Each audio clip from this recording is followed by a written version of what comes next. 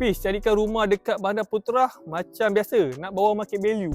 Wah kau, order macam-macam tapi nasib baik aku ada unit bawah market value ni rumah Bandar Putra. Jom kita review. Kalau korang tengah cari rumah yang bawah below market, inilah rumah dia, bro. Harga rumah ni nak jual RM330,000 tapi market value dekat sini RM360,000. So korang dah jimat RM30,000. Jom kita review rumah ni. Ini adalah bahagian car porch dia. Boleh muat satu kereta dekat sini.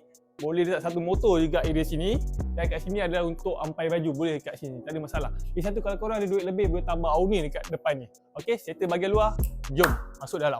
Okey, ini adalah ruang tamu dia. Nampak simple tapi agak luas juga. Okey, dekat sini boleh letak satu set TV dekat sini. Dan dekat sini boleh letak satu set sofa kat sini. Boleh layan movie. Okey, dekat bahagian sini ada bahagian store.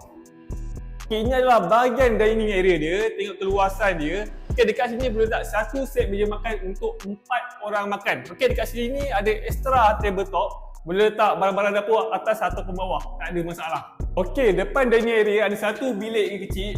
Bilik saiz yang agak standard. Memang sesuai untuk parent ataupun untuk mini office pun okey juga. Memang agak nice. Ni ada keluasan dia. Okay, ini adalah bahagian kitchen dia.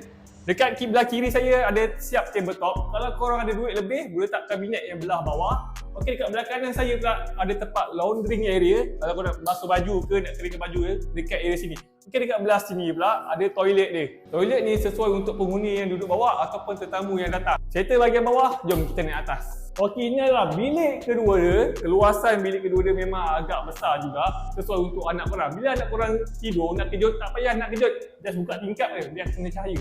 So, anak korang akan bangun. Okey, ini adalah master bedroom dia. Betul-betul nampak agak luas daripada bilik sebelum ni. Dekat sini boleh letak katil saiz king dekat sini. Boleh letak wardrobe dekat sini.